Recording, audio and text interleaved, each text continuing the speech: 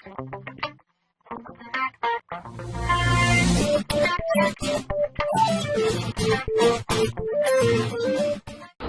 everybody, welcome to Technical Alphas. Today I'm going to be introducing a new language which is HTML5, and in HTML5 we are going to be learning a number of things which includes web development, that's creation of websites and web application, and we'll be learning a few languages after, for example like CSS3 to style up our HTML work. You'll come to learn about that. So please hang in, don't forget to subscribe and watch the video to the end. Welcome to web development.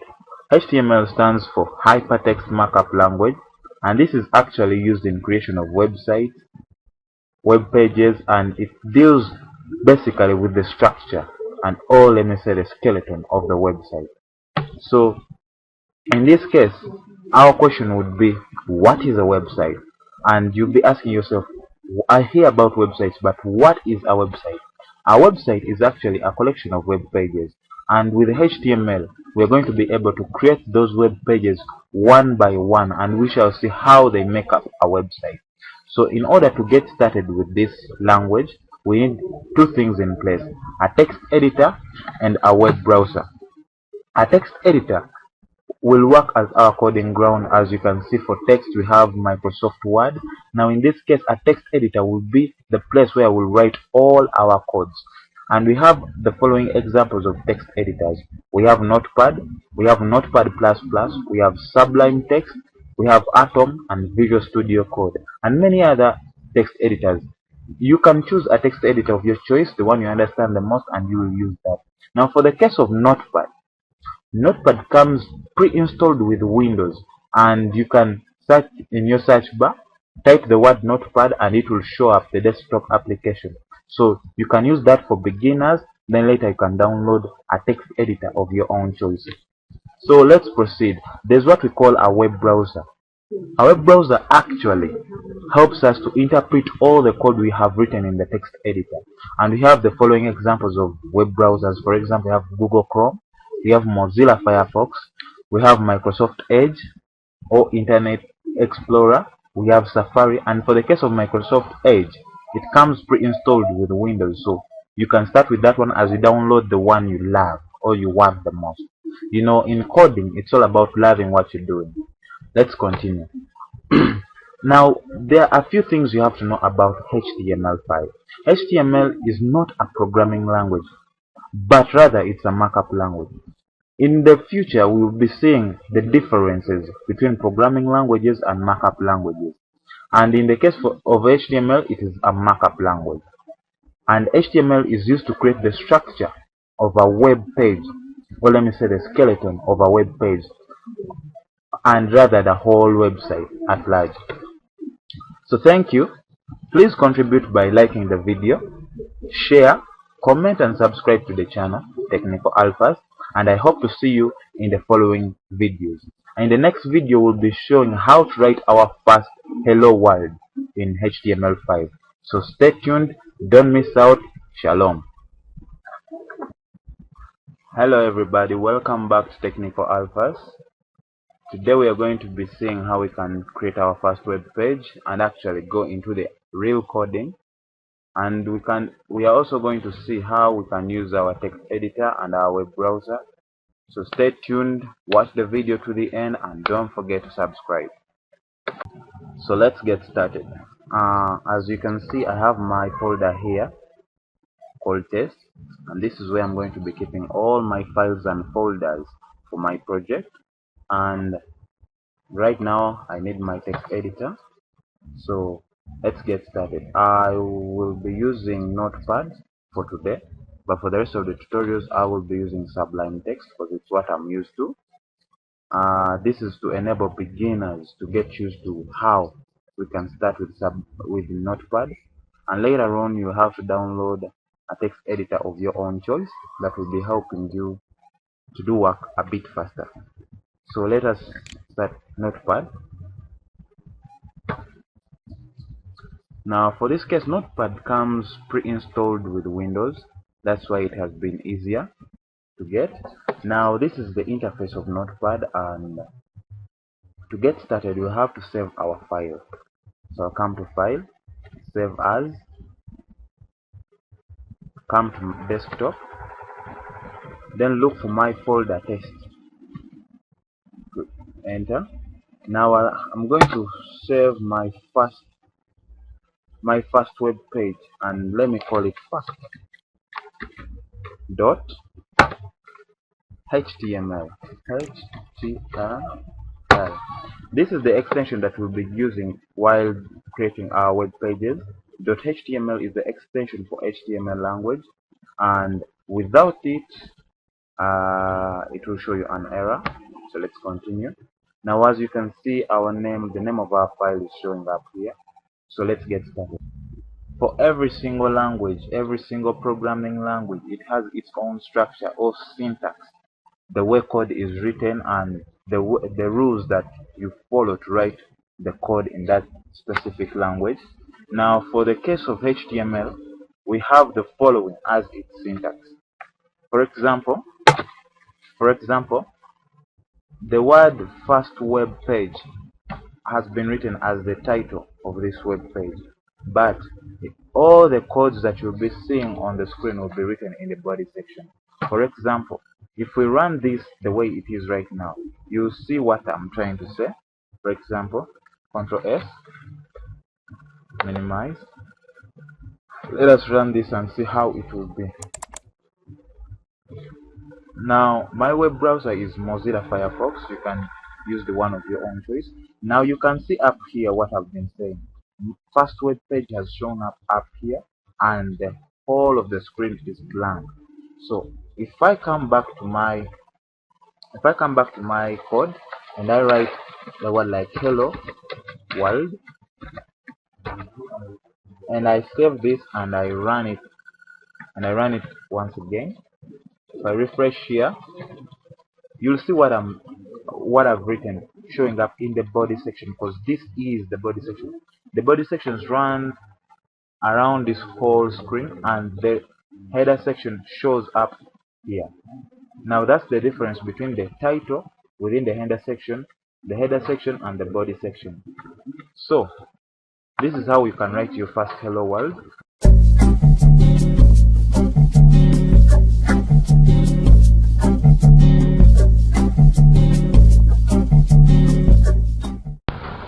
Welcome back to Technical Alphas.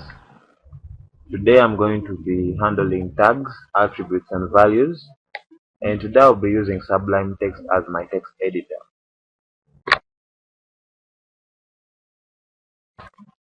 So today we are going to be looking at tags, attributes, and values in HTML5. What is a tag? A tag is a label assigned to something for the purpose of identification, and in HTML5 we are going to be using a number of tags. For example, the paragraph tag, we have the header tag, we have the video tag, and so many more. And it's going to be necessary for us to understand the concept of tags, because our code is going to be made up of tags, attributes, and values. So we are going to have to understand each and every part of this. So please give it a heart and watch the video to the end. Here we have what we call a paragraph tag. This is what we call a paragraph tag, and a paragraph tag has opened with a P and has closed with a /P here. So this is our content, the text between is our content, and it's what we want to be printed on the screen. The tag will not be printed on the screen. The way it opens and closes, it will not be open on the screen. And what are the uses of a paragraph tag? A paragraph tag is used to create a new line after a new line. For example, if I copy this, Ctrl C, and I paste it right after with a Ctrl V, and save this, and let me run it and see what I've been talking about. A paragraph tag always creates a new line after another. So if we run this, you see that it has created a new line. After this is my name, it has come down. It has not continued, but rather it has come down. Even though there is still space on this side, it has just come to a next line. So if we want like to align our paragraph, put it in the center or align it on the right side, it will prompt us to use what we call an attribute. Every tag has attributes that go within it, but there are some attributes that do not go in specific tags. Okay, now for this case, we want our notes, or let me say our text, to go in the middle of the screen. So I'll have to use what we call align. This is an attribute, and every attribute has what we call equal signs and double quotes. Every attribute has to be like this. If it has no equal signs or double quotes, it's not an attribute. And an attribute cannot stand on its own, but rather an attribute is inside of a tag. So at the end of it all, we have to close the tag. We do not close the attribute, we only close the tag. It will close each and everything inside here. So if you want to put our text in the middle, we'll have to use align and say align where? Center. We want to align everything into the center. Everything in this paragraph will be placed in the center. If I save this and I run it, you see what I'm trying to say. I'll come back here and refresh. Our paragraph will be forced to go in the middle of the what? In the middle of the whole web browser. Now this is the whole white space you see here is the border part of our web page. It starts from here and closes from here. So every code we want to be on the white screen will have to be in between the body section. As you see, the body section has opened like this, and it has closed with a slash body. It's the same. This is how we close a tag. This is how we open a tag. This is how you open a tag, and this is how you close a tag, with a slash. So this is how you do it.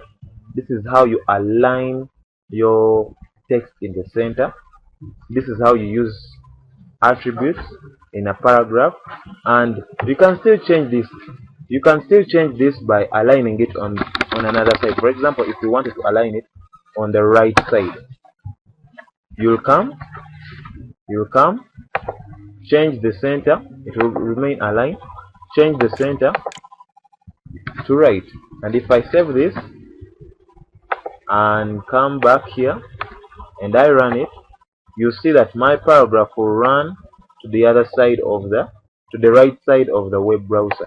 So this is how you use attributes and tags, attributes and values. Now here you might be asked, where is a tag? Identify a tag, identify an attribute, a value and content. The paragraph is P, the tag is P, the attribute is align, and the value is right. Now our text will be the content of the paragraph. So do not mix up these things. Please continue understanding them slowly, and try them out. Don't just watch, but really try them out. So that's the way you'll understand them better. So as I told you before, there are certain attributes that do not work with certain tags. For example, if you wanted to change color of our text, this is my name, we will have to bring in another tag called font, of which font deals with the font size, font color, and font face or font family. Now paragraph as itself, it does not work with color, size and anything. For example, let me give you this example. If I put color here and we gave it green, we want the color to turn into green, and I said green. Let us save this and run it. It will not work because the attribute of color does not work with the tag called paragraph. But if we came back here and brought in our another tag before closing this tag, and we bring in another tag called font. Now font, we have to close font before closing the paragraph, because the paragraph was the first to be opened, so it has to be the last to be closed. Now each tag you open, you have to close it following the order of arrival. For example, let me say, if I opened tag paragraph first, I have to close it last. The tag I open second, I have to close second, like that, like that, like that. Now in this case, I'll have to carry the attribute color with its value green, and I paste it into font. And if I save this and I run it, you see that the color of the text has changed. This means that the attribute color works with the tag font, but it does not work with the tag paragraph. I hope you understand what I'm trying to show here. Now in this case, we can still change the size. Like 24. If we run this, you see that the size of the text has increased, and it is more viewable than before. It is more clear and it's easy to see. Now for example, if I wanted to underline the word, there is a tag for underlining, and I'll have to open it after font. I'll have to open this tag. Now let me say U. It's represented with the letter U, and it closes like this. So I'll have to close it before closing font. I hope you get me now. So if I save this and I refresh, you will see that I have underlined my text here. Or if I changed it and I wanted to italicize, just put I and I save this. If I run it, you will see that it is italicized now and it is no longer underlined. So you have to understand these tags and what they do and how they are represented. Slowly by slowly, you'll understand more about tags, attributes, and values. So in this case, you'll have to practice and understand when and how will I be able to use a certain tag, and where is it necessary and where not necessary. So hope to see you in the next video. We're going to be dealing with some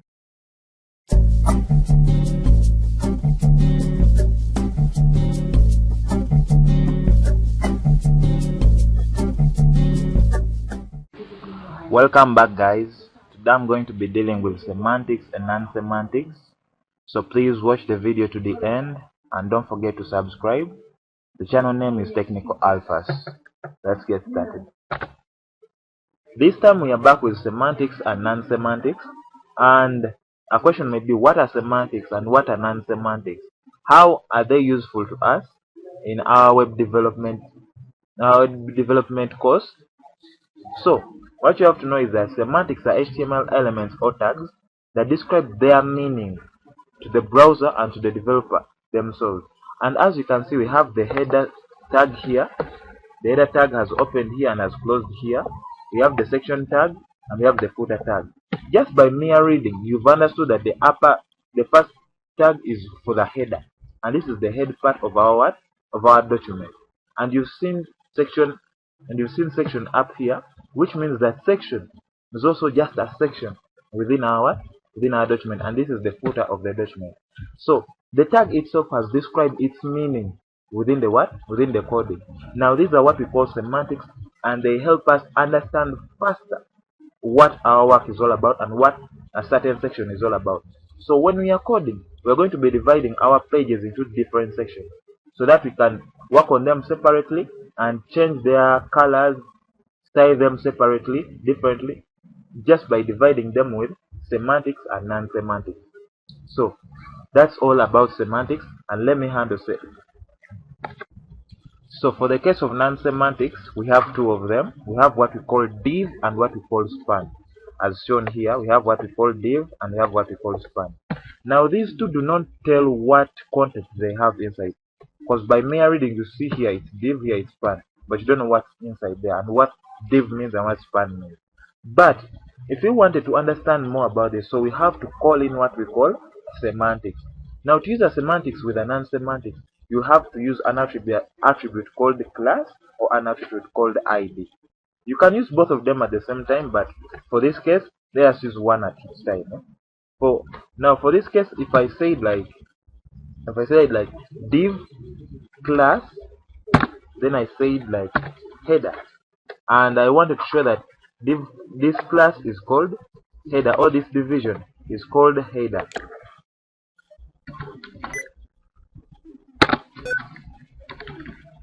It will make more meaning, and here you would see that okay, this division is called header. Using div class header or using span class header, here you can understand easily what the content is going to be about. Now here you just know that it's going to be the header of the page. And here as span class you can use span ID or span class. For example, let me use ID here, and let us still use header. Now for this case, you can now understand what the content is about just because I've added a class and an ID within these sections. Now for the case of network and access in CSS, will be prompted to be using div classes and span classes and IDs. So for this case, if I run this, you see what I'm talking about. Welcome to my world, life is good. Now these two are not of the same size, and these two are of different font families. If I come here, you see here that I've used H1 and here I have used H2. If I come back here and I say H1 and I close it here like H1, I save this and I refresh, you see that it has risen in size. It has changed in size because I've changed the header formula. Thank you guys for watching the video. Hope to see you in the next one. I will be dealing with H grouping, so please don't forget to subscribe and don't miss out. Hello everyone, welcome back to Technical Alphas. Today I'm going to be dealing with header groups. We have header groups ranging from H1 to H6, and these header groups have differences between them. So we're going to see the differences from H1 to H2, H2 to H3, up to H6, and we see when we can apply these different types of headers whenever we are creating our web pages for our website. So let us run this H1 and see how it will look like when it's applied. So what you have to know is that you will have to make a choice whenever you're creating your website, that which type of header do I need at a certain time, which type of header do I need at a certain time. So you see that H1 will look like this. So let us try out H2. Let us try out H2 and see how will it look like when we apply it.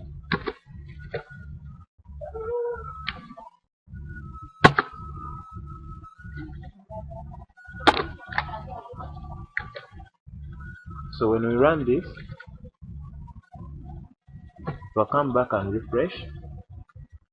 You'll see that H2 has reduced in size, and the more we continue using these header groups, the more they will keep on reducing to the last. So let us do this for all of them. H3,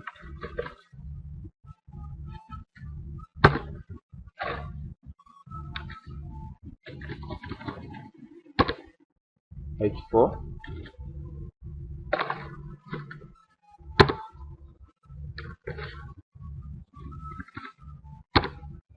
H5,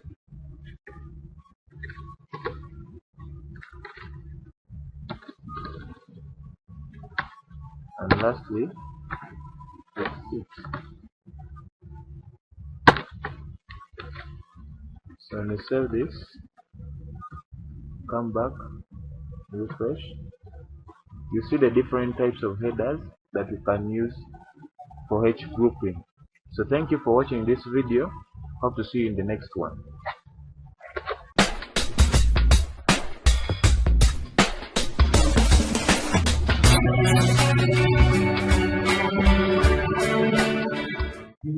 Hello everybody, welcome back to Technical Alphas.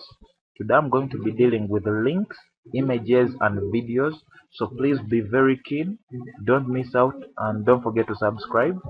For the case of links, you're going to need more than one web page. Now we've been using fast.html all along. Now we're going to add a few more pages and we're going to link them together and see how links work. So let's get started. So for the case of links, images and videos, it is going to require two pages, and one page will be having images and the other will have videos. So with this we are going to later link the two web pages and see how it works out. So let us first put an image within this web page, then create another one for video. So in order to create to insert an image within your web page, you need the following tag: the image tag. Press tab and then enter. It will give you the tag itself and request for the source. Now in this case, I opened up two folders within my main folder, which is test.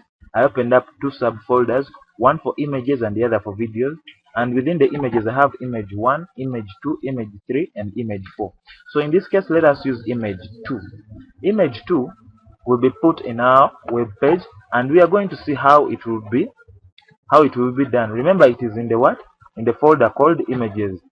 Now here I'll first put the name of the folder images, which is in the directory. Then I'll choose image2 dot jpg. Jpg is the extension of the image which it is in.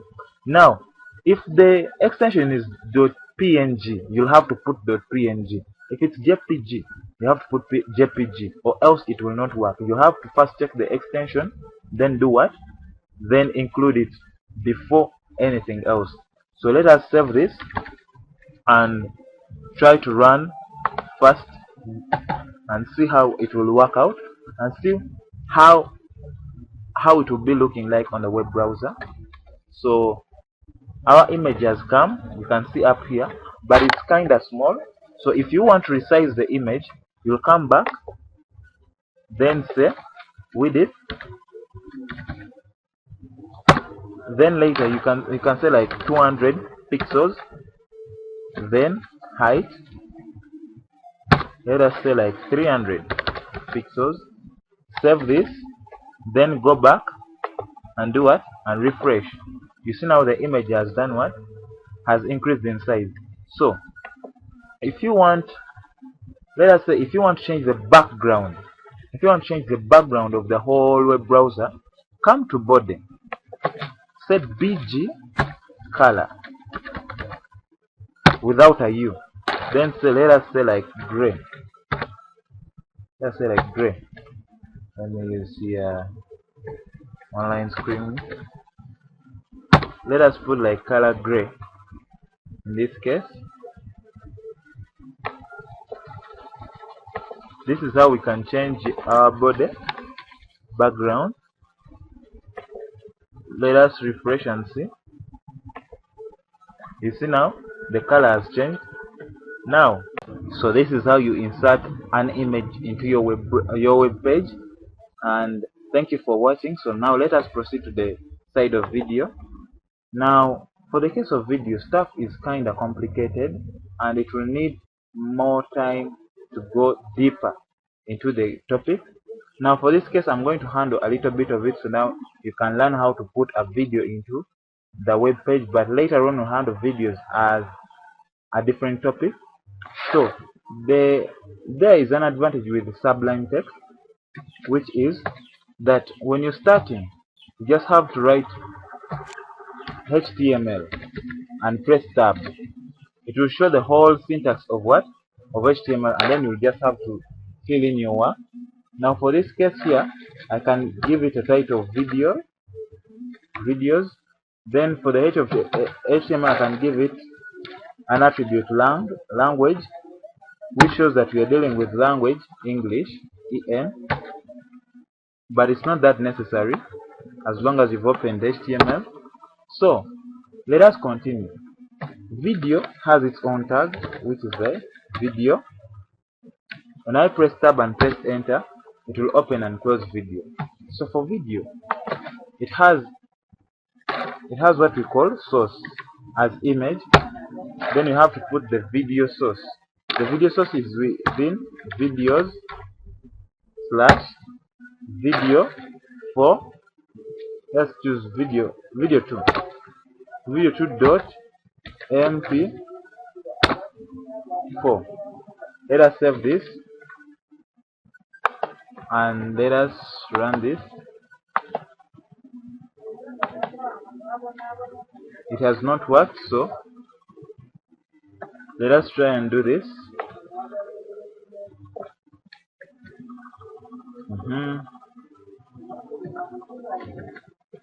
So let us run this again. You see, it has come, but the video format has a problem. We shall handle that later, but the good thing is seeing how we can include our video within our web page. So let us link these two pages and see how it will be working. So we are going to link our pages. We're going to link first.html with second.html, where on first.html we have our image and second we have our video. So we come here. To create a link, you have to put A, press tab, come to A. So here we write first dot html, then come here and write home.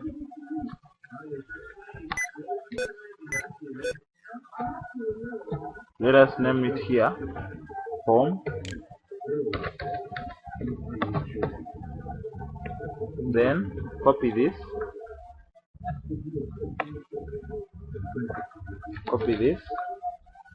come here, come down V, then and say second.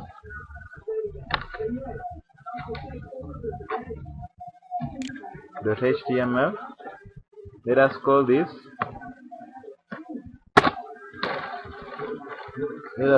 Service. Let us save and run this.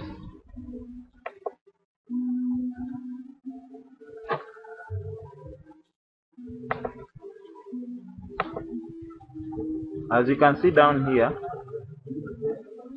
the two have shown up, so we want these two to be up and the image down. So we'll come back and give these two a division. Let us say div, tab, enter.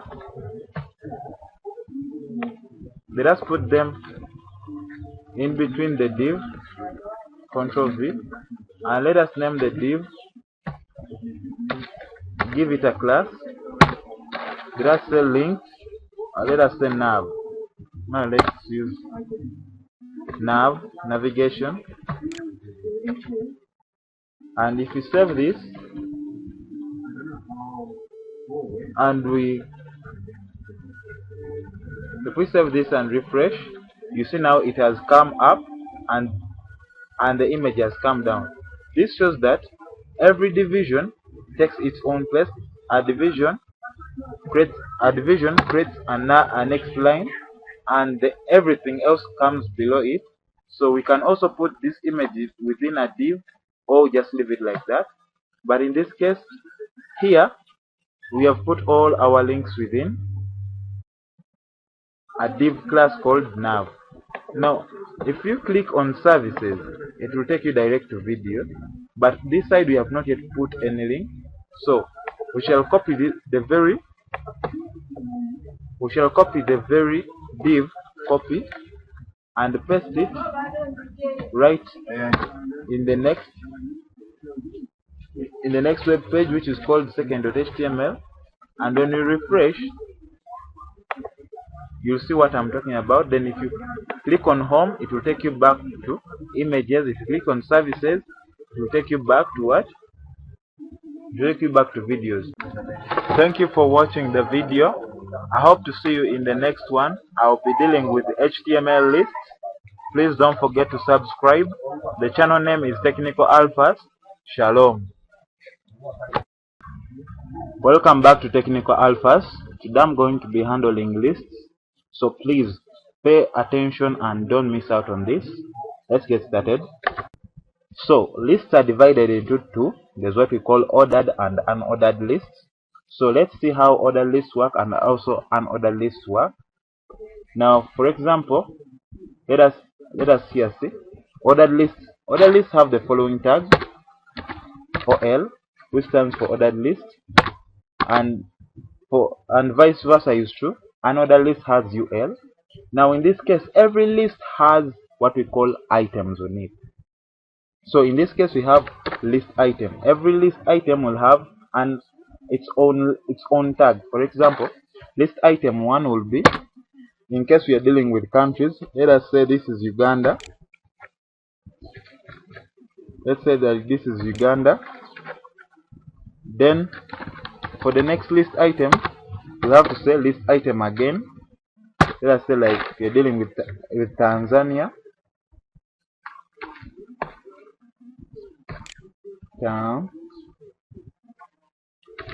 Tanzania. Another list item, let's say like Kenya.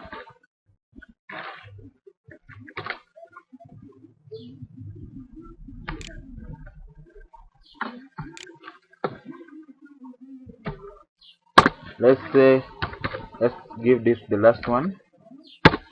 Let's say like Sudan. Let's say we have Sudan as our last. Now, this is what we call an ordered list. Now, this is a default ordered list. Now, if we run this, you'll see how it will be looking like.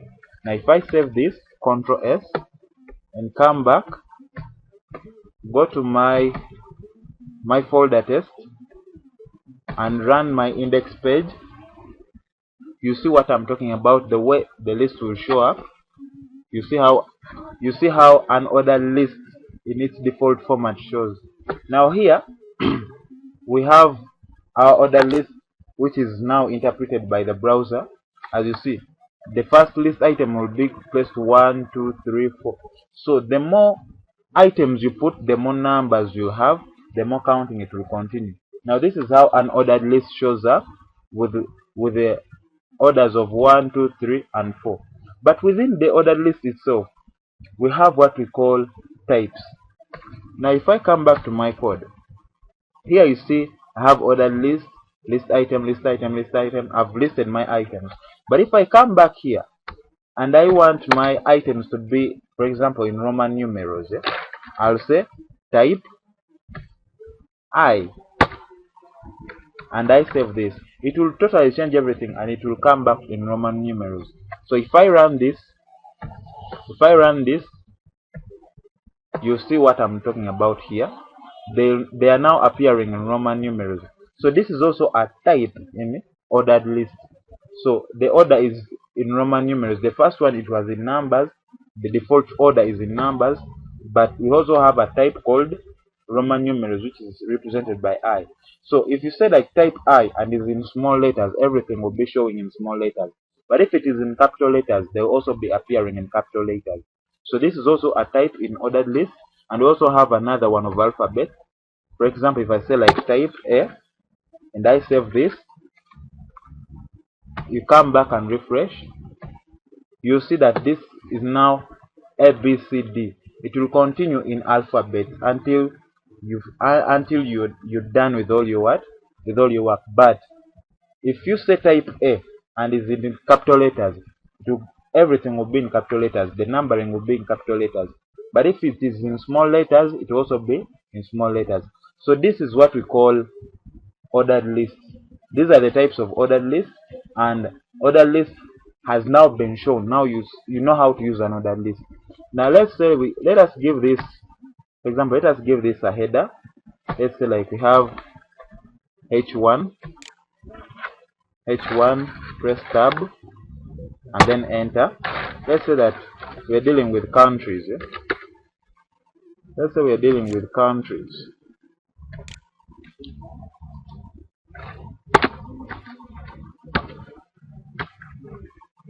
And we save this. If I run this,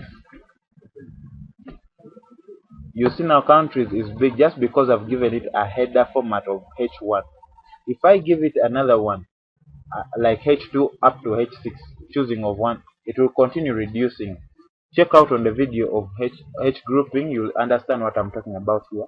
Now here I've given the header to my list. Now anybody can know that I'm dealing with countries. Here I'm dealing with countries. This is Tanzania, not Tanzania. Sorry about that. It is Tanzania.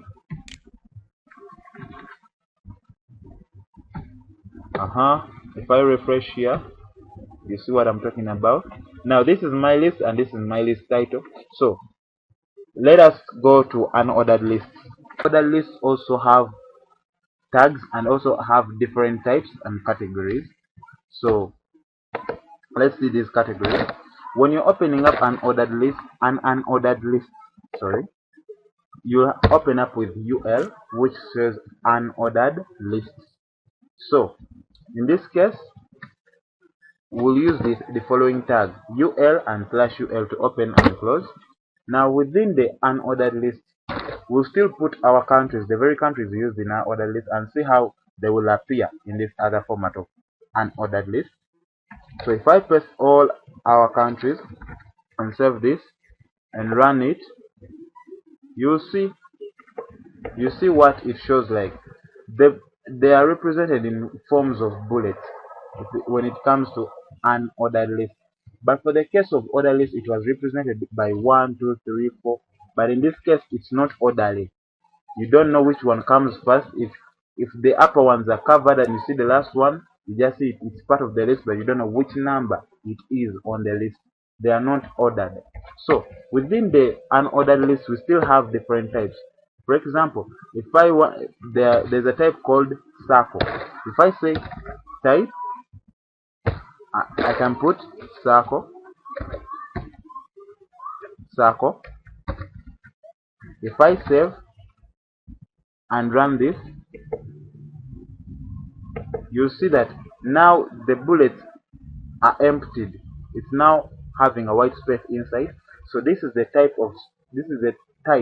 of an unordered list, and it shows that you can use these kinds of unordered list formats whenever you're trying to show something within your website or web page. We shall see how we can combine these two and while doing our work on our website. But we still have another category within the unordered list, and this is called the square. I hope you know what a square is. So within this very unordered list, we'll have what we call a square, and our square will show the following kind of lining, the following kind of list. And these are the kinds of lists we have in our unordered list. So thank you for watching. Hope to see you in the next video, and please subscribe to the channel.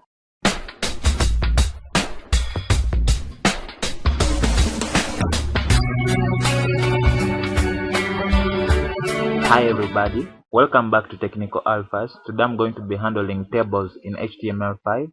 So today we're going to see the different terms used in tables. For example, cell padding, cell spacing, row span, and column span. So please watch the video to the end and don't forget to subscribe. The channel name is Technical Alphas. Let's get started. For the case of tables, data is represented in formats of rows and columns. And as we know, columns run vertically while rows run horizontally. So let's see how this is done in real work. Up here is the tag for our table. This is how we open it and this is how we close it. So within the table tag, there are a number of attributes you can add in to make it go well. Now in this case, let us put the attribute border. We're going to be using border, cell padding, and columns and cell spacing. Now in this case, let us see border, and this is going to be given a 1 inside. Now we put cell padding, let us give it a 0. Then we say cell spacing. Cell spacing, we also give it a 0. Let us start with this and we shall see what it does in the future. But let us start with this for this sake. Now, as you know, data is represented in the format of rows and columns. Now there's a tag for rows. It's called table row, which is represented by a TR.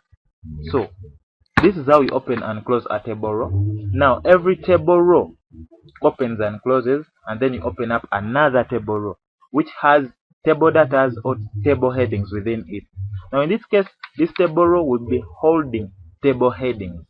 For example, if I say th, this is what we call a table head. Now in this case, let's say now this whole column of th will be having names.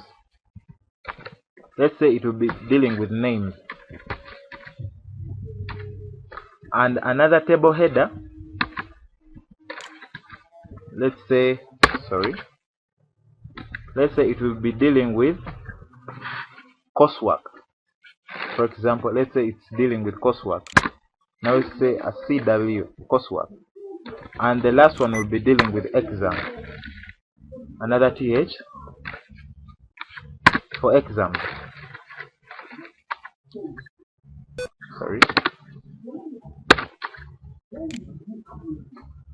For exams.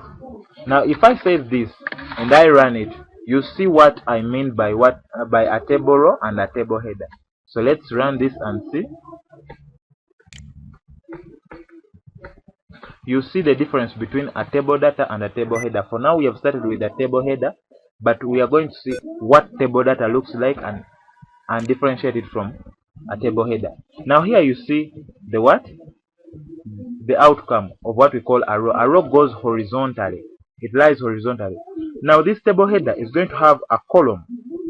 It's going to be leading a column of names, a column of coursework, and a column of exams.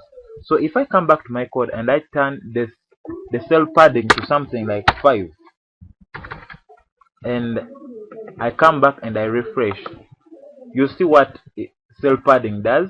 It adds on the size and makes the text to go into the center. Now let us make the cell padding equal to 10 and refresh. Now here it's more clear and it has made things come out very nicely. So let's go back to the code and let us open up another table row. So this table row will be dealing with our first entrant. So let's say the first person is Juma. Let's say Juma, yeah, nice, Juma. Now it will be a table data. This case it won't be a table header, but rather a table data. Now table data. Now this table data is going to go for names. Now the second table data will be going for coursework, and the third one will be going for exams. Now with this table data we are going to be dealing with names. Now the name we are going to be dealing with first is going to be Juma.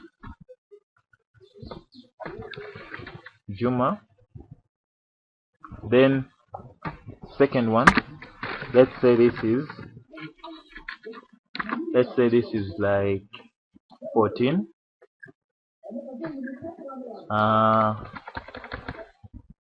Let's say the last one will be something like 40. If I save and I come back and I refresh, you see now what I'm talking about. Juma is under names, coursework he had 14, sorry, and exams he had 40. So now this is making things clear. Now you can see that, oh, the student's name is Juma, coursework had 14, and exams had 40. So you can continue doing table rows, row after row, and fill in the number of students you want. as long as you follow the rules. So now let us add a few more rows and see how this works. In this case, we're going to add three more students with their records. Now in this case, we're going to open up another table row, table data. Now this case, the name is Kim. The name is Kim. Table data. The name is he got a 20. And the last one, which was exams. It's also another table data. Kim got a 45. So we save this, come back to our web browser and refresh. You see the results of Kim. Let's go back and fill another two more, another table row which has table data 2. We have Dan. In this case, we have Dan.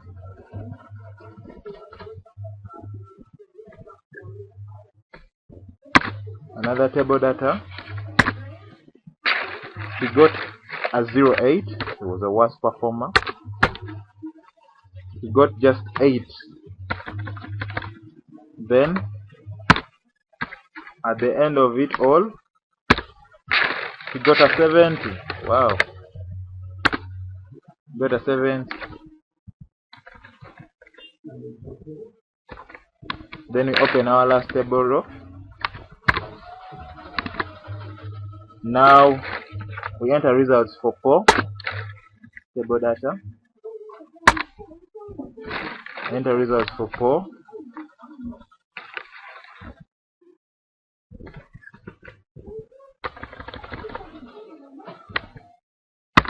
Then table data again. We enter the first results 10. Table data again. For exams, got 15. So let's save this and refresh. Now this is our table, and this is our final table with all the results. Now we have 3 columns here: a column for names, a column for coursework, and a column for exams. So our rows, we have 1, 2, 3, 4, 5 rows, and they have helped us make 3 columns out of them.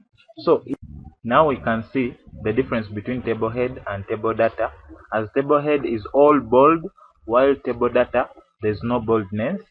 And if we come back to our code and change cell spacing to something like 10, save this and refresh, you see the meaning of the word cell spacing, as all cells will be spaced from each other according to the number you give it in the cell. So here, if I turn this to 20 and save and I refresh, the cells will continue to widen.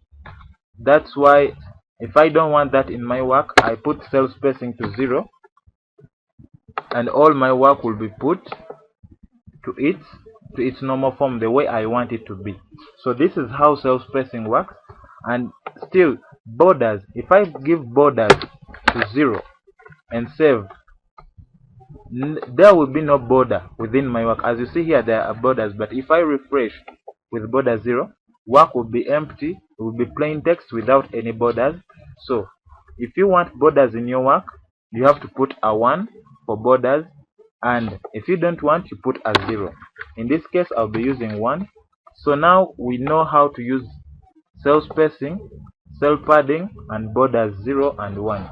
So thank you for following. Right now, let us head to row span and column span and see how we can span our rows and our columns.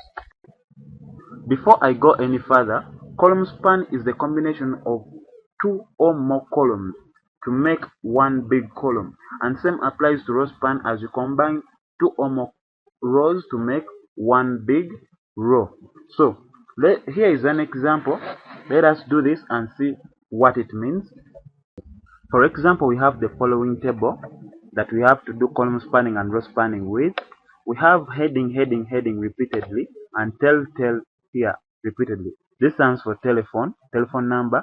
So here the only problem with this table is data repeatedness, or let's say duplicacy. Heading has appeared 3 times, of which it can also appear once, and telecom has also appeared twice, yet it can also appear once. So what we'll have to do, we have to do a column span for heading and a row span for telephone. So here, one heading will be working for all the 3 columns 1, 2, and 3. Column 1, 2, and 3 will be having one heading, and row 1 and row 2 will only have one telephone header. So what we have to do, come back to our code for the part of heading and remove these two other tags for heading. Save this and refresh and see how this will be showing. So we have only one heading, but it is only appearing for one column. So you need this to appear for all the 3 columns. So you have to go back to our code and say column span equals to 3. We need it to work for 3 columns. So after here and refresh, it will be working for all the 3 columns. Column 1 will be having the same heading, column 2 and column 3. So one column has been made for all the 3 columns. So this heading is working for all the 3 columns. So this is how you do column span in tables. So let's go for row span for this telephone. Come back to our code and come for telephone. So we'll have to remove one of them. Let's remove the downer one. Save this and refresh. Now after this, these have come in front and telephone has gone up, so we need this to work for both of them. So what we have to do will be come to this upper one and type row span. It will be working for 2 rows. Now we save this and refresh. When you refresh, now here it's showing that all of these ones are telephone numbers. It is working for the 2 rows. It was working for row 1 and row 2, and heading is working for column 1, column 2, and column 3. This is what we call column span, and this is what we call row span. Thank you for watching the video. Please like, share, and comment. Don't forget to subscribe. The channel name is Technical Alphas. Shalom.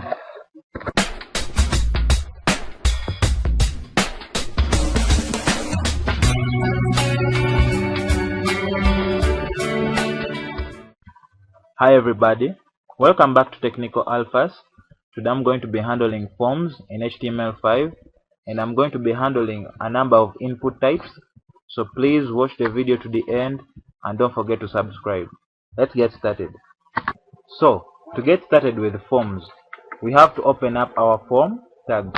But let me remind you a little bit. If you've ever opened up an account on Facebook, Twitter, or any other social media platform, there is that form that comes, you write in your credentials, then you click the submit button, which is most times named as the sign up or login button. Now that's what a form looks like. Now right now we are going to be dealing with forms, but I'm going to take you from the baby steps to the upper steps. Now in this case we'll have to open up for our form, press tab, then enter. Now this is how we open up our form. Now within the form tag itself, we have what we call attributes that work within the form tag. First of all, we have the action, we have what we call the action attribute. Now the action attribute helps us to specify where we're going to send our data after filling in, where we're going to send our data for processing. Now in this case we have no page that is going to process our data, so we are going to leave it blank. And we also have the method. We also have the method attribute. We have 2 types of methods. We have the post method and the get method.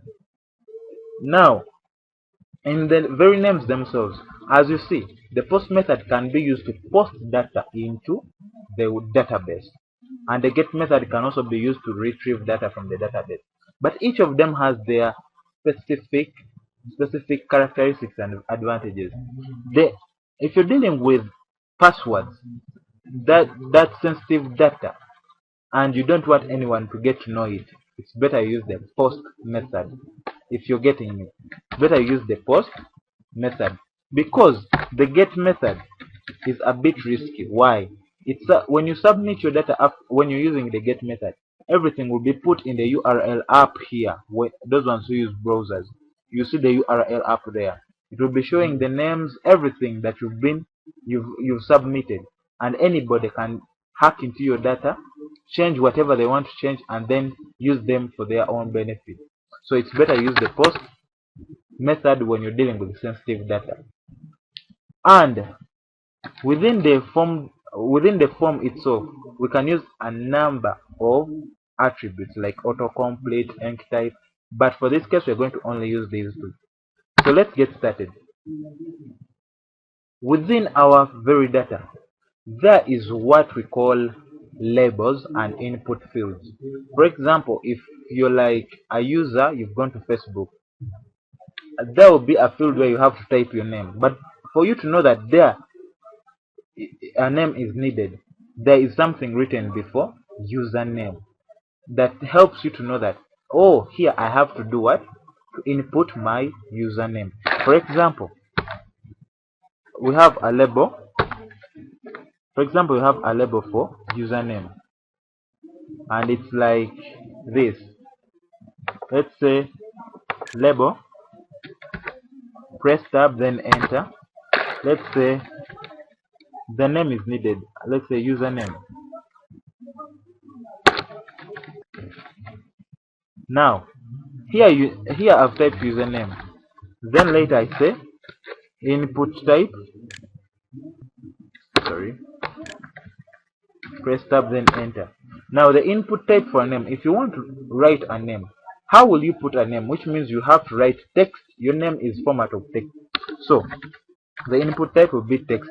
This will enable a user to interact with the system itself. So we save this and run our data. So come to our folder test and run our index page. So it will show you, after running the index page, it will show you the results as here.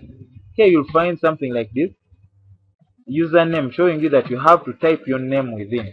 For example, if I type like Joe, here I'll see, oh, but here I've put my username. I'll be using Joe, even if it's not my real name, it's my username for this page. Then I'll continue filling in the rest of my data. So this is what we call the label, and this is what we call the input field. So let's continue. I'm going to deal with a few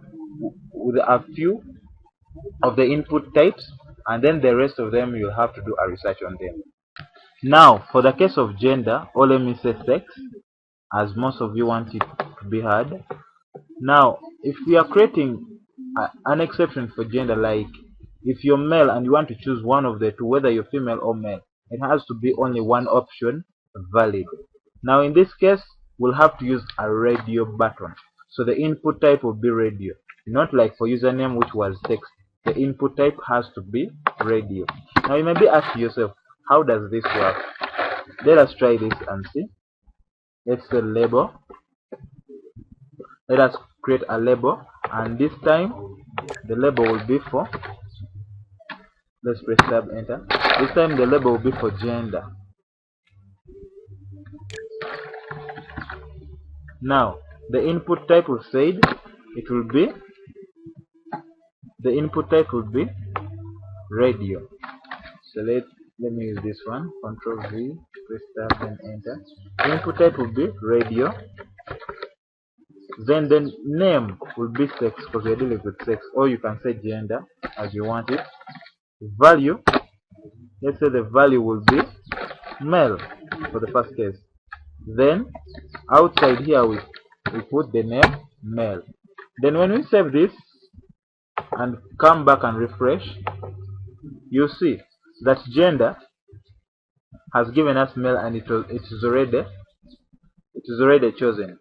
Now you can't give only one option, you have to give also the option of what?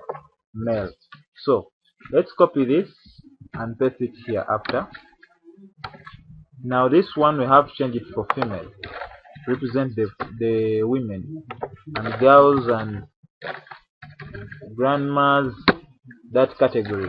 So let's save this and refresh. Now you see we have the option for male and the option for female. So if I choose male, if I choose female, male won't be chosen. If I choose male, female won't be chosen. So this shows that I've done it the right way. But if you make a mistake, you can be able to choose both of them, which is not allowed, because you can't be female and male at the same time. So this is how you use a radio button, and this is how it works. So let's continue and see how we can use a drop down. Like for this case, you can only choose one of the two. You can also use a drop down for gender. Like, let me see, a drop down, if everything comes down and you choose the option that you want. Let us see how that works. Let us see how we can use a drop down. So we come here, control the break tag, we put here the break tag. Then let us create a label for, let's say label for cars. We're dealing with cars. It can be a country. Let's deal with the country. In case they are requesting for the country where you come from,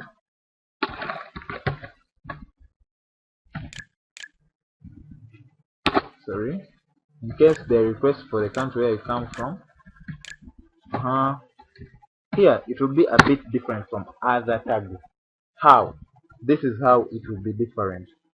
Here you'll use a tag called select, because you will be selecting only one of a different number of what? Of options. Now in this case we are dealing with countries. Let us say that, let us give this select a name. What are we dealing with? We're dealing with countries.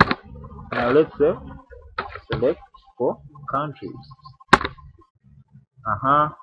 Now we have to get options.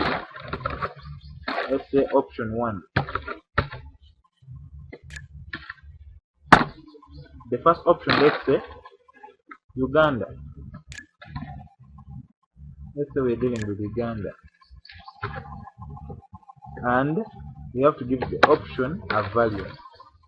The very country, the very thing you write here has to be the value inside. Control copy, put this here.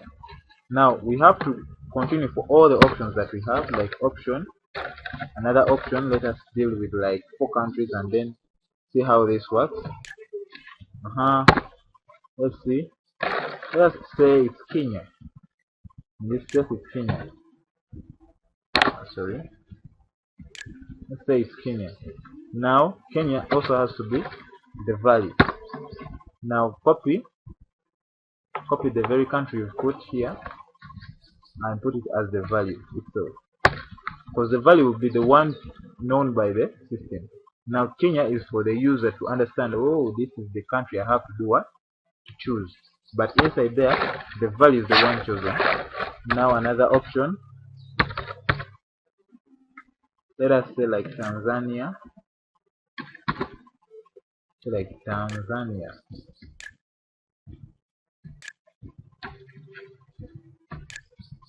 Tanzania. And it also has to be the what? The value. Let us end on these 3. They will do it for us. So we have 3 options. We only have to choose one. The options can be as many as possible, but in this case, let us use only 3, and then handle another challenge. Now if I refresh, you can see that country has come with Uganda already selected. So if I press the drop down, I can still choose any of the options available, like Kenya or Tanzania. The one you choose is the one that appears here. So this is what we call the drop down. It drops down and see all the what? All the options you have, then click the suitable option and submit that one. So that's how we deal with the what? With the drop down. So the next input type I'll be dealing with, let's say that will be password. So what I'll have to do, go back to my code. Let me break from the select, control copy. Let's break from the select and continue. Let us open up another label for password. Label. And later on I'll show you how we can use this in a real classic form, and we'll use cascading style sheet, or what we call as CSS, to beautify it, and that will be our introduction to CSS later on. After this, let us first complete here. Now let's say we're dealing with password. How can you keep your password safe? For example, let me say input type. Let me say we have our input type. Press tab, then enter. Our input type can be text in this case, because password can be also text. If we save and refresh here, it gives us the option. So I can write my password here like as welcome. But for the case of passwords, these are credentials that only one person can do what? Only one person can see and get to know.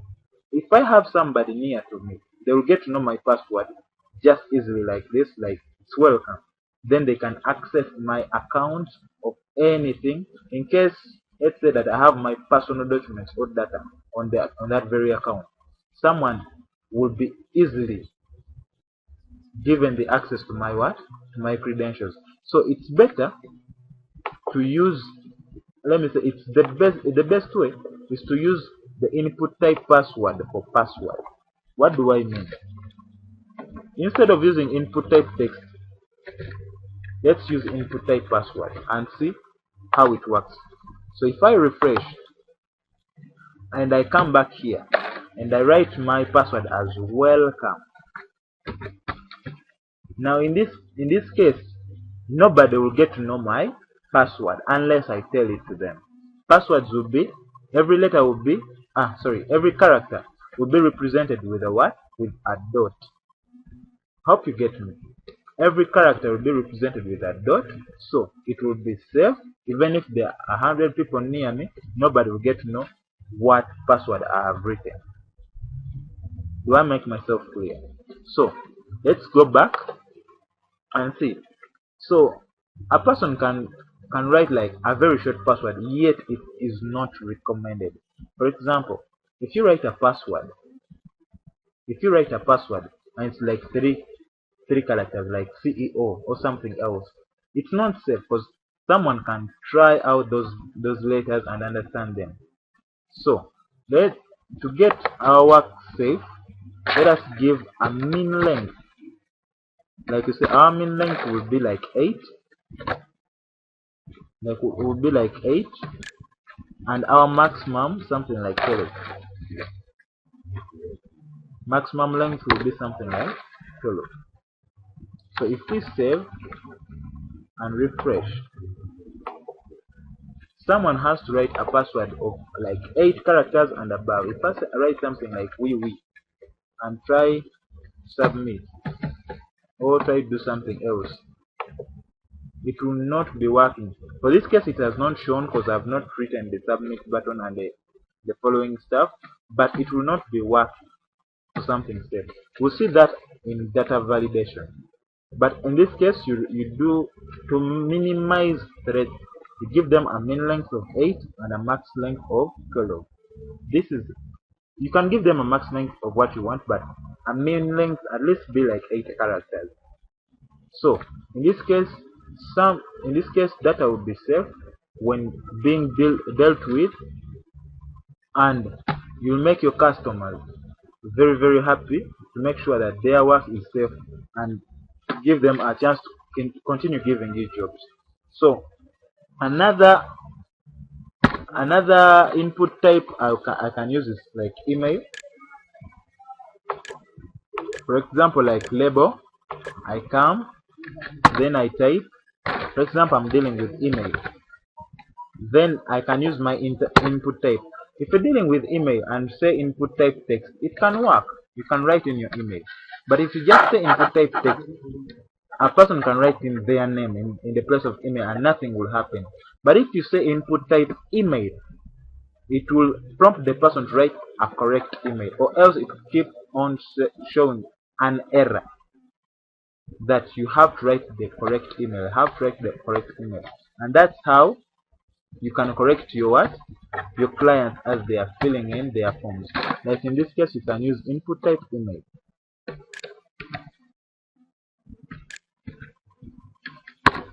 Input type you say email. Let's save this. Now, the reason why it will keep on prompting the user to put email. You can see here, it is showing a red line afterwards. Why? Because this is not a valid email. An email is considered valid when @ is shown at gmail.com.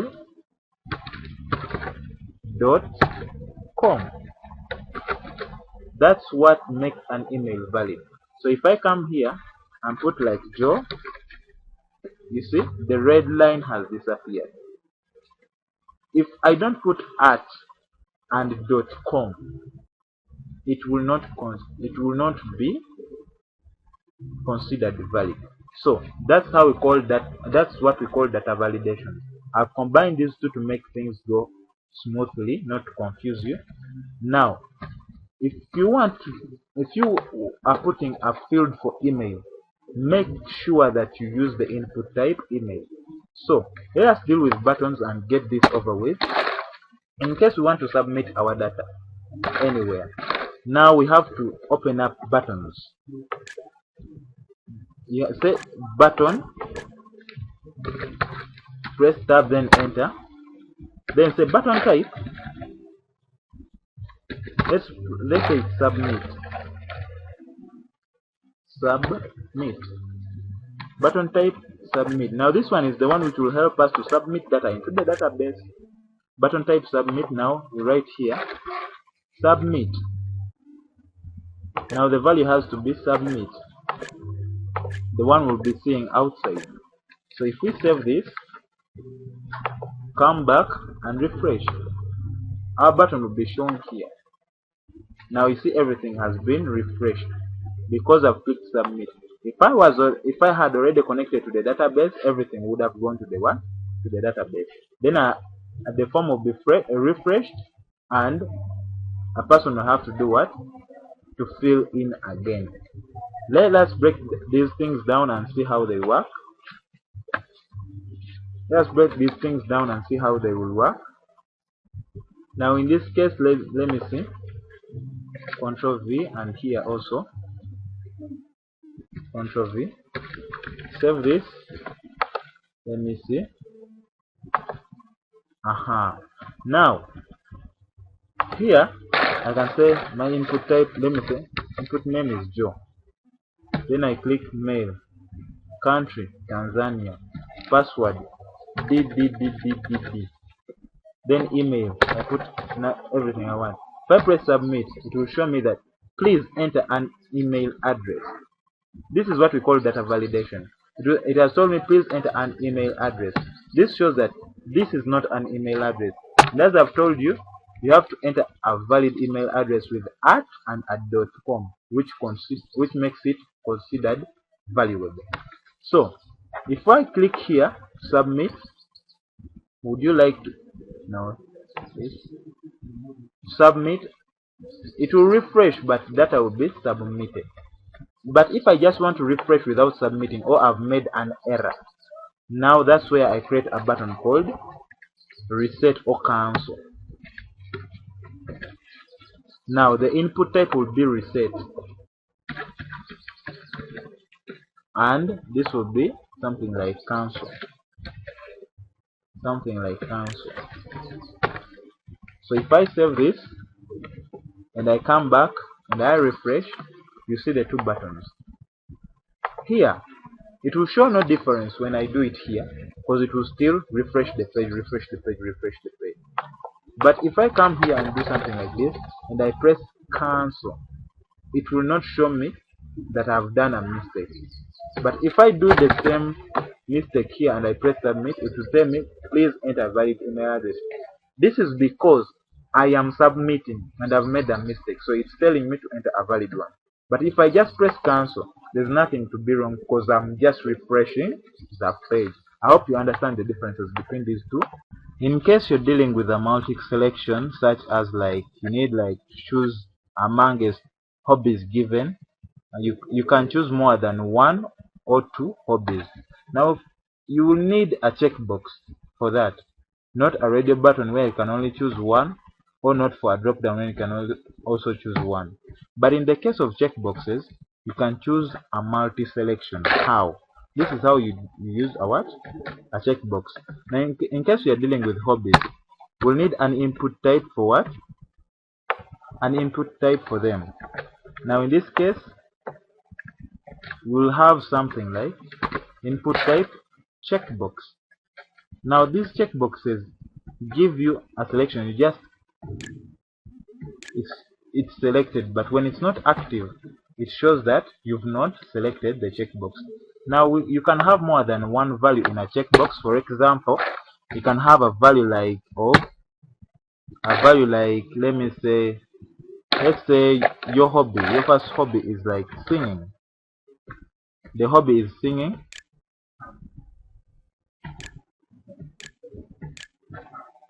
Now you have to put the thing outside. You have to put the very value outside to make sure that it's seen. Now let us make two of these only. Let us make only two of them. For example, you have singing and you have dancing. Let's only do those ones. Dancing. You have dancing and singing. So you can choose both of them or choose only one. It depends on your choice. It's not like a radio button where you only choose one. So here, let's refresh and see. Hobbies, here you can choose singing and dancing. So for it, it's okay. You can choose more than one compared to radio button and drop down. So this is how you can use your input types to create your form. Now this is not a real form, like it's not delivering any data about somebody, but I was showing you how to use different types of input types.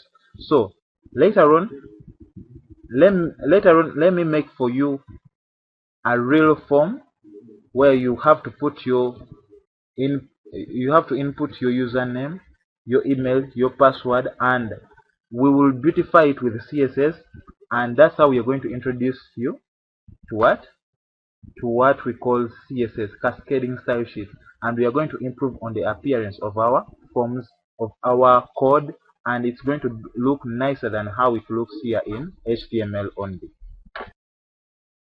Welcome to the world of CSS. CSS stands for cascading style sheet. Now the form below you see has been worked upon by HTML5 and CSS. That's why it looks as beautiful as it can be. Now within this form there are things you cannot see, but when you're starting to use it, you'll see the differences that are in this form. For example, if I'm to enter my username and I click, now there will be a difference. You see that the word type has increased in size and it's not like these other types. And if I start typing, the word type will disappear and my text will start working. That's what we call a placeholder. Now there are different functions in this form, and we are going to recreate it together from zero up to where it is right now. So please hang in there, watch the video to the end, and don't forget to subscribe. The channel name is Technical Alphas. So the first thing we did is to open up our dev class container. Then second of all, let us open our form. This will be press tab and then enter. Within the form we have a number of attributes, like action attribute, which is going to be empty, then the method, which is going to be post. Then what we are going to do, we are going to put all our labels and their input types in different in different divisions. For the first one will be div class data. Now all of them are going to be in a div of the same name, but they are going to be separate. Now for the first label will be username. Then after username we have to put the input type for the what? For the username. The input type here is what? Is text for username. Sorry. Save this. Copy the div class data. Then paste it. Now we are going to work for what? For email. Now the second field is email. So let's go back. Change username to email. This will be email. So be email. So we are done with the first two fields. Let us go for the third one. Copy and paste this. What is the third field? The third field is mobile, the phone number. So here we'll put mobile. For this will be number, because we want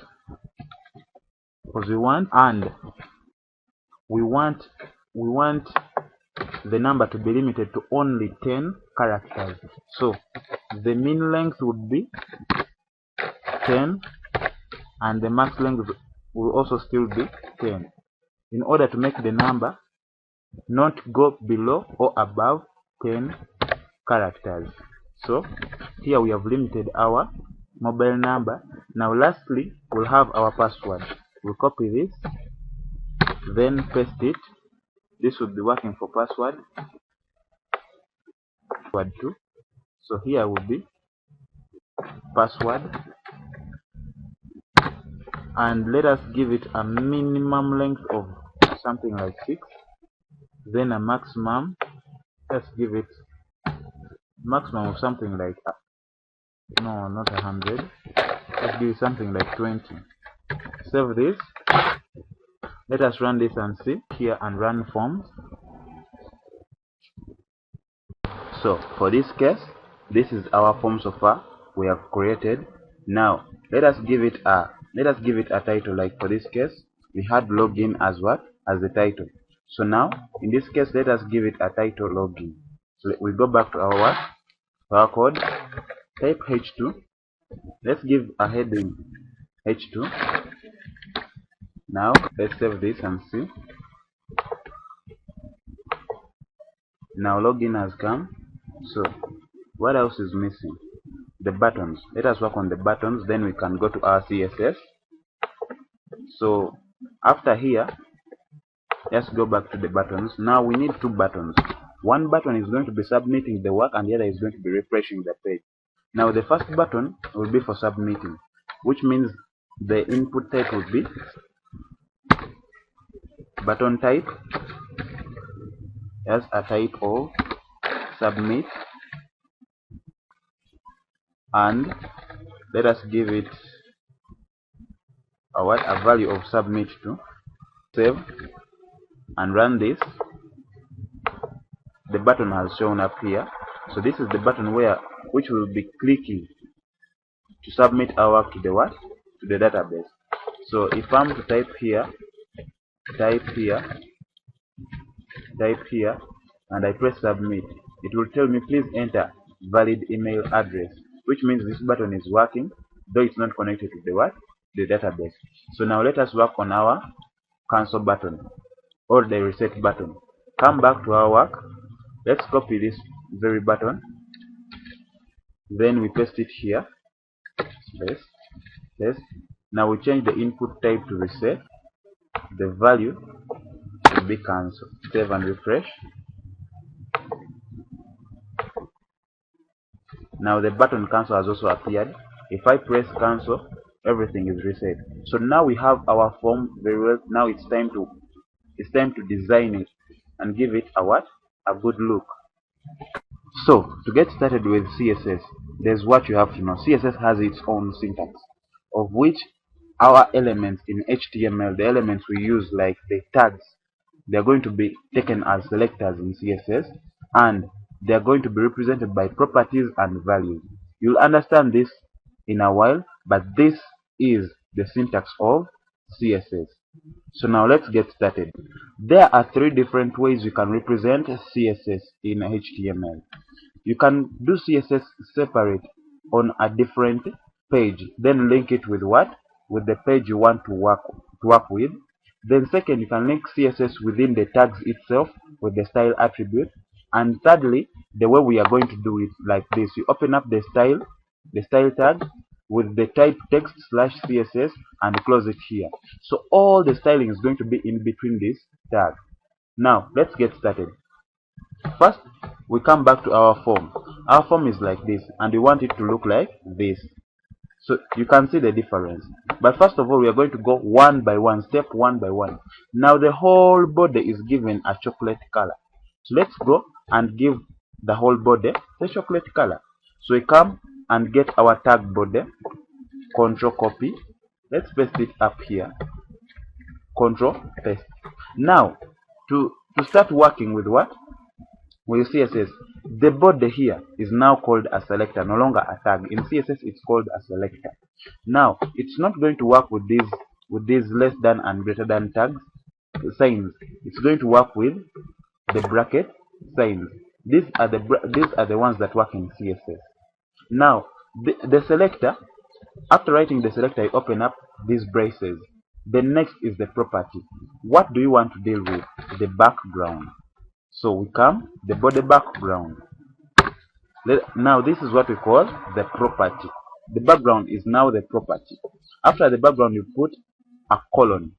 Then later you write the value and close it with a semicolon. I hope you're getting me. Now here the background, we want it to be chocolate. We want it to be chocolate. So let's save and refresh and see whether it's the same. You see, now it has got the same background with what? With the very form we want to do what? Want it to look like. I hope you're getting the hang of it. So the second thing is this white background. Why is it going to work? Because here we don't have it. Come back to the code and come to the container. The container opens here and closes way down here after the form. Opens before the form, and after the form it closes. So everything is in between the class container. So now if you're going to represent a class in CSS, we represent a class with a what? With a dot. That means class in what? In CSS. If you don't put it, the class won't be recognized. So our class will be container. Let's copy the container and then paste it right after the dot. Now here, now this is our selector. We have got our selector. Now we have to open the braces. So now the braces are open. We want to write our property. So these properties are not that different, as we have been doing font color, font size, stuff like that. It's the same stuff that's going to be here. Like up here we used background for body. Now here, container. What do we want? We also want the background. Now what you have to know that colors in CSS have codes. For example, here we want the background which is color white. Here we want a background which is color white. Now the first thing we are going to do is we are going to write it in code. For this case, it's the easiest actually. Slash, then we are going to say FB, then FB 3 times. If we save this, it's going to give us a white color. Now we want our container to be with a background color white. Now you see the background has come its color white. So our container is this wide and this tall. So we come back to our what? To our lookalike, the one we want it to look like. But it's not even nearly like the one we want it to look like. So come back to the code. So the width is too wide. So let us give it a width of something like 600 pixels. Let's save this and then refresh. Now it's coming to normal. Let's go back and give it now a height, because it's very compacted together. Let us give it a height. Now height, let us give it something like 95 vertical viewport height. 95 viewport height. Now if we refresh, now the height has come.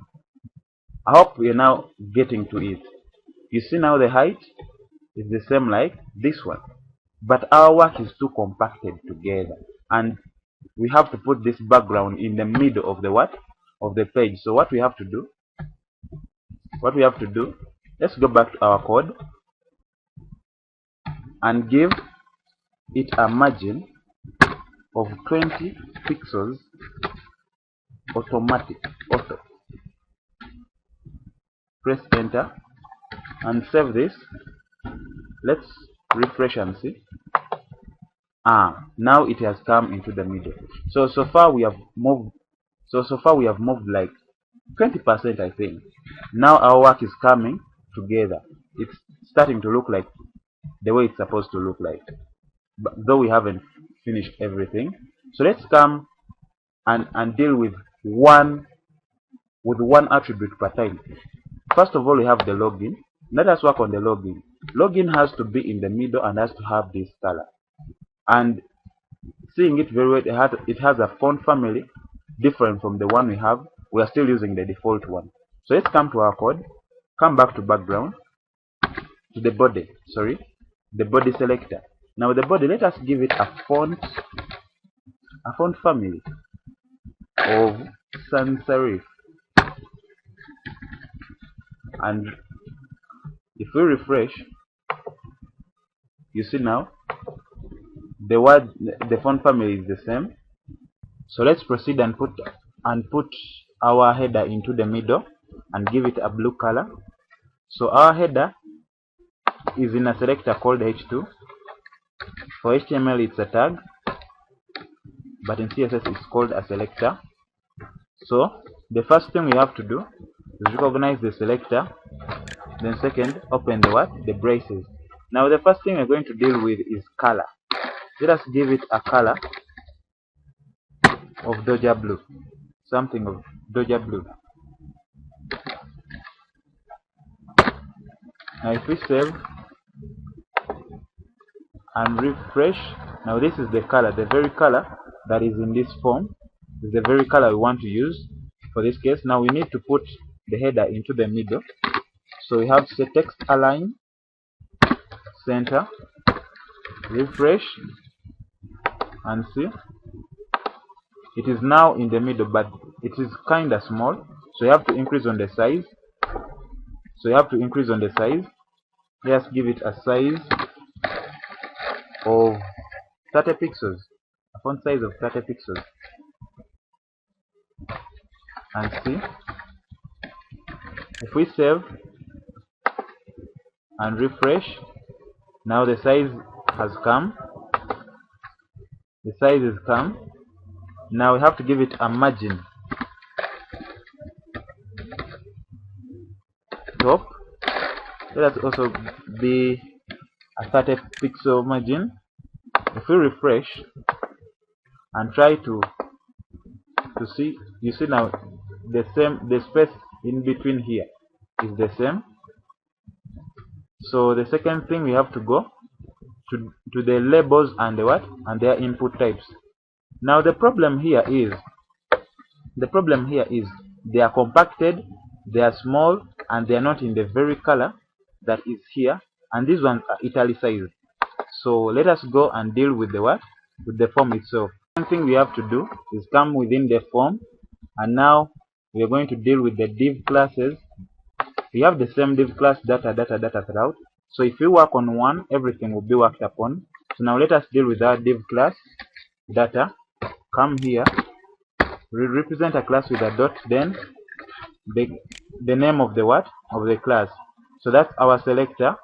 Now in this case we're going to work on on the data itself. So let us give it a padding of 15 pixels.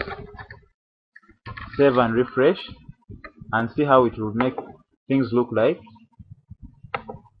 Now they have spaced themselves because each of them is in a what?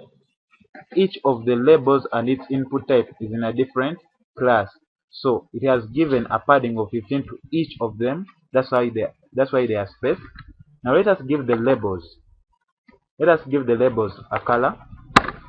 Come to the class data. Labels that are in class data. Let us give them a color and a font family. First, so here, let us give them a font family. No, a font style. Let us give them a font style. Italic. Save and refresh. If we check, now they are now italicized. They are like bending a little. So now let us give them let me see. Let's give them a font weight. Font weight? No. What else? Font style. Let's give them a color.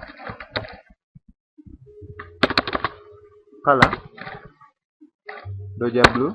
Let's go with that. Let's refresh and see. It's working.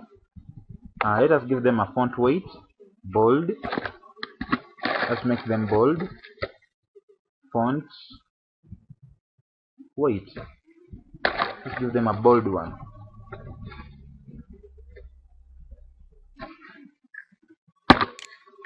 Save and refresh.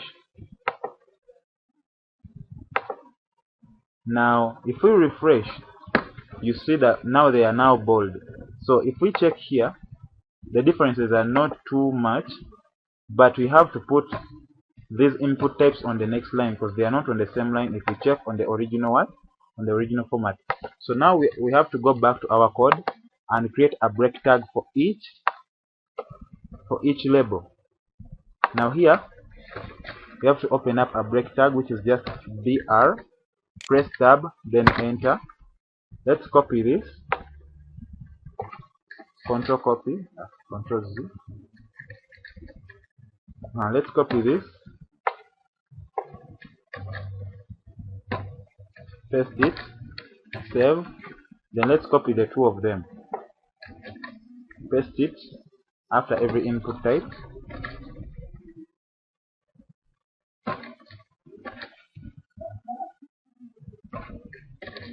Let's save this and refresh.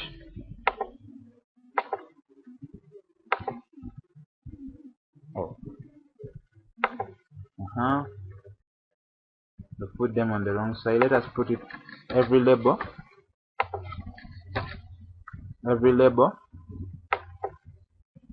After every label.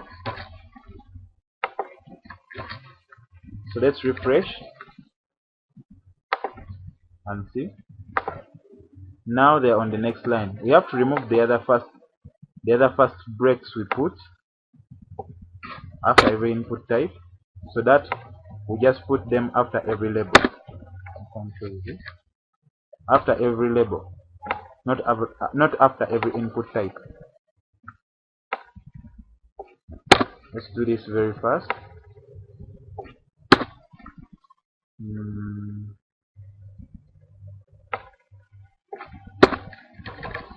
So now refresh and see. Now if we check, things are starting to come into hand. So let us remove the borders on top and sideways, and we have to remain with the what? With the last border below. So the next thing we have to do is come to class data input. Control copy. Let us deal with the input.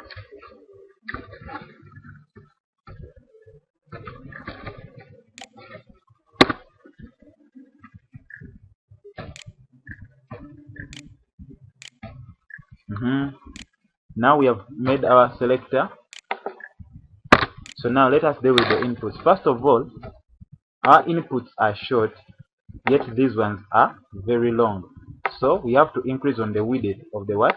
Of the input. So come back to the code and say the width should be something like 80%. Something like 80%. If we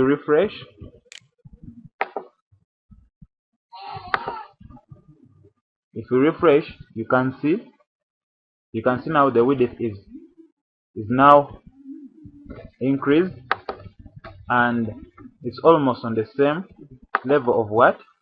Of the width we are supposed to be dealing with. So let us go back to our code and remove the top width and the left and right width. So now we are going to say data input border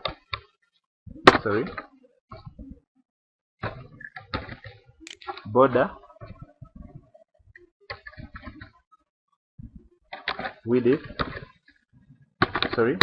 border top width 0 pixels, border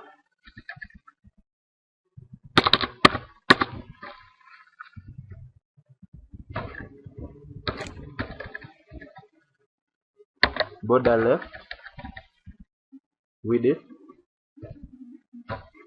0 pixels, and the border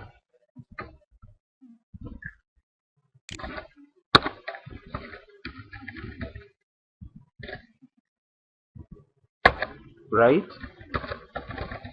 width, let's give it also a 0. Yes, a 0 pixels. Let's refresh and see. Now none of them is being shown. Now that's what it shows.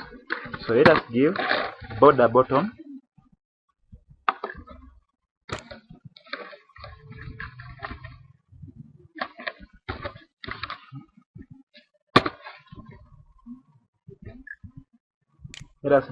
bottom a color. Let us say something like Doja blue. Let's go with Doja blue and see. Let's refresh and see. Now the color will be there. I hope you are getting a hang of it. So if we check on the original one, you see, and we come back to the one we are making. Now the problem is with the margin on the left. Let's go back to our code and see where should we put the left margin. Where should we put the left margin? Come back to our data, margin left. Let's say something like 20 pixels. So if we refresh, you see, if we refresh, you see now we have created a what? A margin this side. It is not very near to the what? To the block itself. So if we change, you see now things are starting to become like the same, to resemble each other. But there's a difference. Let us come back to our body selector and give it a box, a box sizing, border box. Save and refresh. So if we check, the difference is not that much. So come back. What are we dealing with next? This type.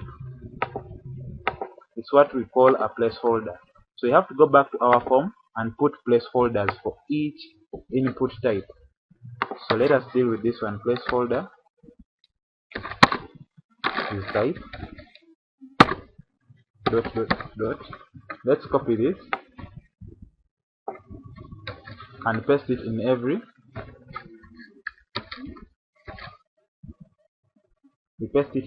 input type.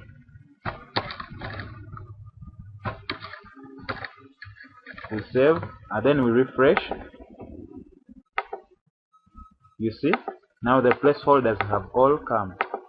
What is the use of a placeholder? It shows you where you're supposed to type, and when you start typing stuff, it disappears and then appears when you do what? When you delete it. When you delete what you've typed. It's just there to hold the place. That's why it's called a placeholder. Now, you see the resemblance between the two forms. It's nearly the same. But the only thing missing right now in the appearance are the buttons. So now let us deal with the buttons. Let's come to the what?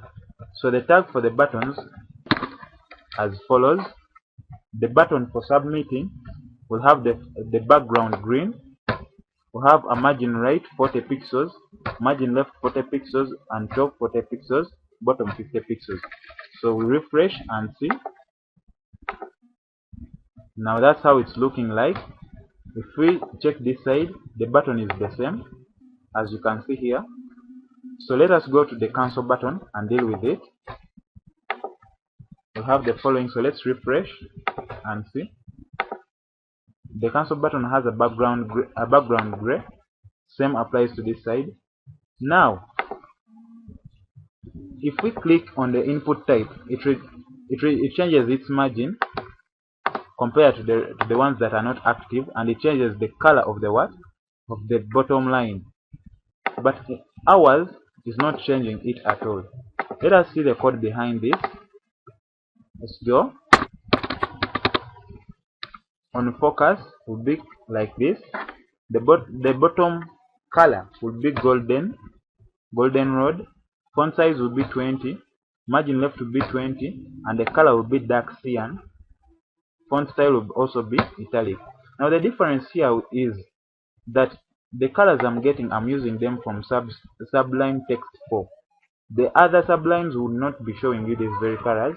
You have to download the most recent one. So save and refresh, and this is how it will be working. It will be working as it was working for the what?